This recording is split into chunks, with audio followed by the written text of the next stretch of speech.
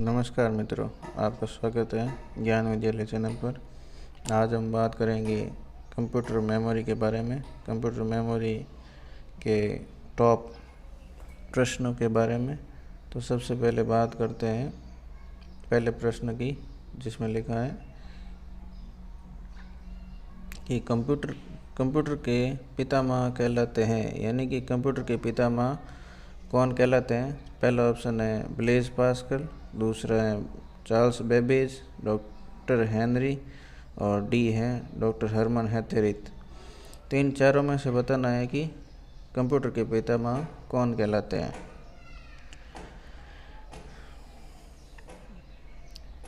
तो इसका सही उत्तर है बी, चार्ल्स बेबेज। कंप्यूटर के पितामह चार्ल्स बेबेज कहलाते हैं।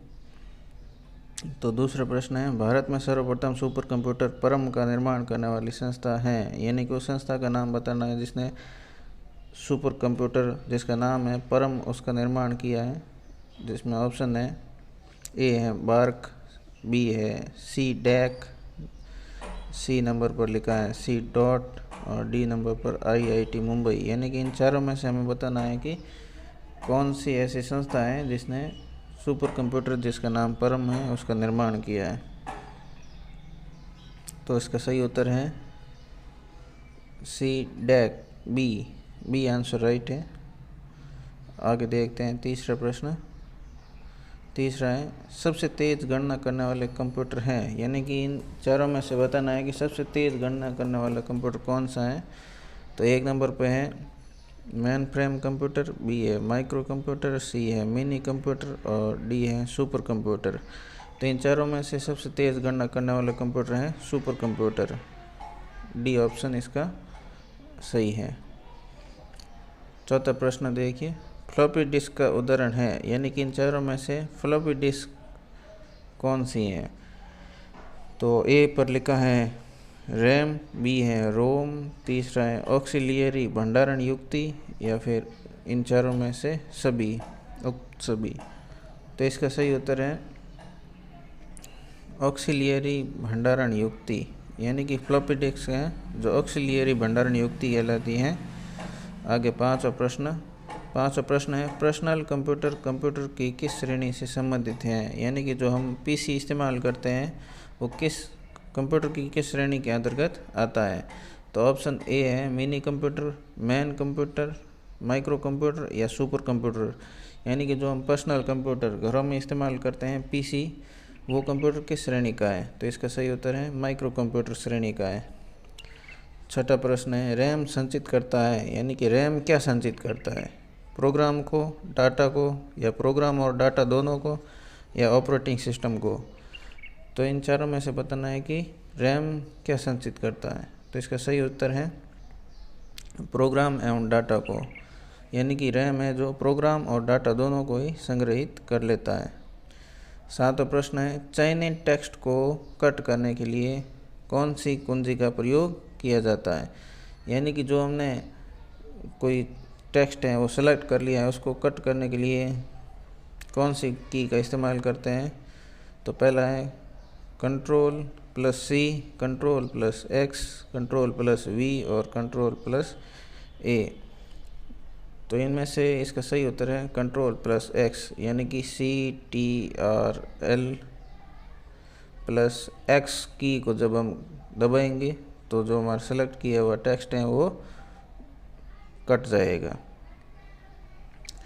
आठवां प्रश्न है भारत में निर्मित पहला सुपर कंप्यूटर था, यानी कि भारत में सबसे पहले निर्मित पहला सुपर कंप्यूटर जिसका नाम क्या था, जो अभी हमने ऊपर पढ़ा था ये प्रश्न, जिसमें हमने पढ़ा था कि सुपर कंप्यूटर का निर्माण किसने किया, यही प्रश्न। तो यही प्रश्न यहाँ है। इसमें अलग तरीके से पूछा है कि पहला प्रश्न के समान ये है कि इसका मतलब सबसे पहले निर्माण सुपर कंप्यूटर का कौन सा हुआ था। ऑप्शन में सिद्धार्थ, क्रे 1000, परम, या MS 1000। तो इसमें हमने पढ़ रखा है तो हमें याद होना चाहिए कि इसका सही उत्तर है सी, परम। आगे 9वां प्रश्न, निम्न में से कौन सा ब्राउज़र नहीं है, यानी कि जो मोबाइल में इस्तेमाल करते हैं, गूगल ब्राउज़र या फिर ऐसे कई सारे ब्राउज़र, याहू है और भी कई ब्राउज़र। तो इन ऑप्शन में से हमें बताना है कि कौन सा है जो ब्राउज़र नहीं है। ऑप्शन ए है नेटस्केप, नहीं सॉरी, ए है इंटरनेट एक्सप्लोरर, दूसरा है बी विंडोज़ एक्सप्लोरर, तीसरा है मोज़ाइक, डी नंबर पर है नेटस्केप नेविगेटर। तो इनमें से हमें बताना है कि कौन सा है जो वेब ब्राउज़र नहीं है। तो इसका सही ऑप्शन है विंडोज़ एक्सप्लोरर है जो वेब ब्राउज़र नहीं है। इंटरनेट एक्सप्लोरर एक वेब ब्राउज़र है, मोज़ाइक भी एक वेब ब्राउज़र है, नेटस्केप नेविगेटर भी एक वेब ब्राउज़र है। तो अगला प्रश्न 10वां प्रश्न है असेंबली भाषा को प्रोग्राम भाषा में बदलता है। यानी कि असेंबली भाषा को प्रोग्राम भाषा में कौन सा जो सॉफ्टवेयर है वो बदलता है, क्या कौन बदलता है। ए है कंपाइलर, बी है असेंबलर, सी है इंटरप्रेटर या डी इनमें से कोई नहीं। तो ऐसा तो है नहीं कि भाई कोई भी ऐसा प्रोग्राम नहीं है जो असेंबली भाषा को प्रोग्रामिंग भाषा में बदले। तो यानी कि डी ऑप्शन तो सीधा ही क्या हो गया, गलत हो गया। तो आगे बढ़ते हैं ये तीनों ही। इनमें से देखिए जो कंपाइलर है वो असेंबली भाषा को प्रोग्राम भाषा में बदलने का कार्य करता है। अगला प्रश्न 11वां, बग या एरर या ग्लिच, यानी कि ये कंप्यूटर में आने वाले एक गलती है जिसे बग कहते हैं, जो कि ऑप्शन सी सही है। यानी कि इनमें से क्या बताना था कि बग क्या है। तो कंप्यूटर वायरस तो है नहीं, कंप्यूटर प्रोग्राम भी नहीं है, कंप्यूटर प्रणाली भी नहीं है। इसमें सही उत्तर है कंप्यूटर में आंकड़ों में आने वाली गलती क्या कहलाती है, बग कहलाती है। कंप्यूटर में अंकगणितीय गणना का काम करता है। यानी कि अंकगणितीय जो नंबरिक गणती है 1 2 3 4 5 6 7 8 ऐसे नंबरों की गणती है वो करने का कार्य कौन करता है। तो ऑप्शन ए में लिखा है रजिस्टर, बी में लिखा है मेमोरी यूनिट, सी में लिखा है एएलयू और डी में कंट्रोल यूनिट। तो इनमें से कौन सा है जो कंप्यूटर में अंकगणितीय गणना का कार्य करता है। तो ऑप्शन सी है एएलयू, जिसे अर्थमेटिक लॉजिकल यूनिट भी कहते हैं। अर्थमेटिक लॉजिकल यूनिट, जिसका पूरा नाम है अर्थमेटिक लॉजिकल यूनिट। तो आगे देखिए अगला प्रश्न, निम्न में से नासवान मेमोरी है। यानी कि जो नासवान मेमोरी है वो कौन सी है, रोम, पी रोम या रैम या हार्ड डिस्क। इनमें से नासवान मेमोरी कौन सी है। तो इसका सही उत्तर है रोम, जो नष्ट हो जाती है। अगला प्रश्न, द्वितीयक संग्रहण युक्ति सॉरी इसमें उत्तर है ये सी, जिसका नाम है रैम है। इसका सही आंसर रैम। द्वितीयक संग्रहण युक्ति है, द्वितीयक संग्रहण युक्ति इनमें से कौन सी है, floppy disk, hard disk, magnetic disk या उपरोक्त सभी। इनमें से कौन सी चीज़ है जो द्वितीयक संग्रहण युक्ति है। तो द्वितीयक संग्रहण युक्ति में ये सभी आते हैं, फ्लॉपी डिस्क भी है, हार्ड डिस्क भी है, मैग्नेटिक डिस्क भी है। यानी कि ये सब बाहर से हम उपयोग कर सकते हैं। यानी कि आंसर डी इसका सही है। अगला 14, माउस क्या है। माउस है यानी कि माउस क्या चीज़ है, इसमें बताना है इनपुट युक्ति है या आउटपुट युक्ति है या दोनों है, इनपुट और आउटपुट, या इनमें से कोई नहीं। यानी कि कोई नहीं तो है नहीं, दोनों हो तो सकती है परंतु यहाँ नहीं है। तो इसका सही आंसर है इनपुट युक्ति। यानी कि माउस के द्वारा हम कोई भी चीज़ कंप्यूटर में इंसर्ट करते हैं, अंदर भेजते हैं। यानी कि क्लिक करने पर वो आदेश बाहर से अंदर की तरफ जाता है, इसलिए ये इनपुट युक्ति कहलाती है। बाइनरी संख्या प्रणाली का आधार है। तो नेक्स्ट क्वेश्चन है बाइनरी संख्या प्रणाली का आधार है, यानी कि बाइनरी नंबर्स हैं वो किससे शुरू होते हैं, उसका आधार क्या है, सबसे पहले उसकी शुरुआत कहाँ से होती है। तो ऑप्शन है ए में लिखा है 2, बी में 8, सी में 10 और डी में 16।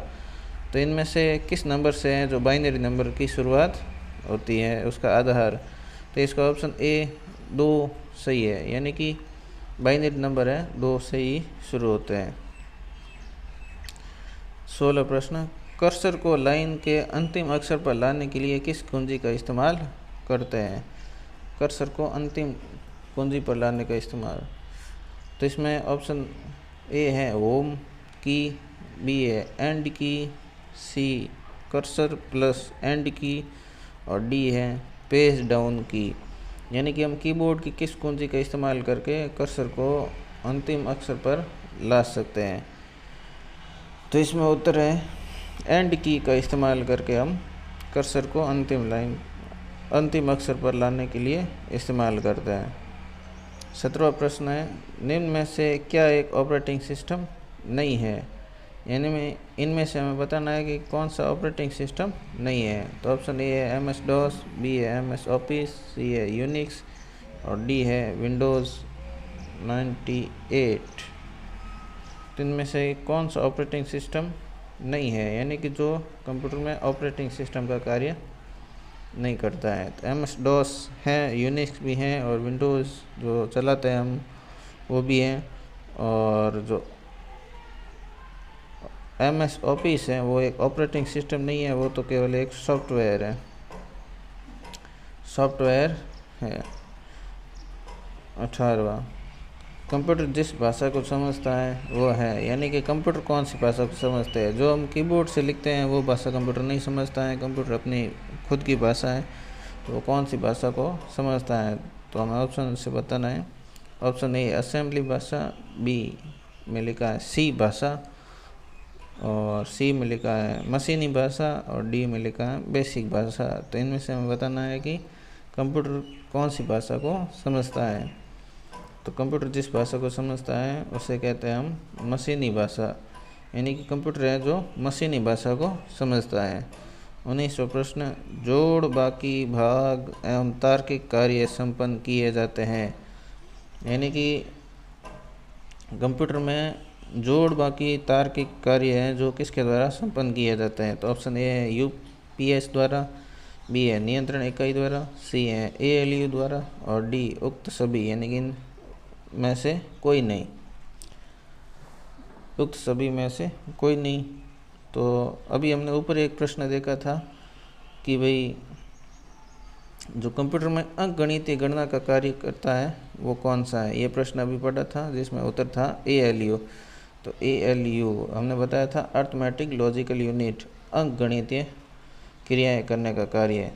तो जोड़ बाकी गुणा भाग एक अंकगणितीय क्रिया होती है। जोड़ बाकी गुणा भाग ये जो अंकगणितीय क्रिया होती है, तो इसका हमें समझना चाहिए कि अंकगणितीय क्रिया कार्य करने का कार्य उसमें ALU को था, तो इसमें भी यही उत्तर सही होगा।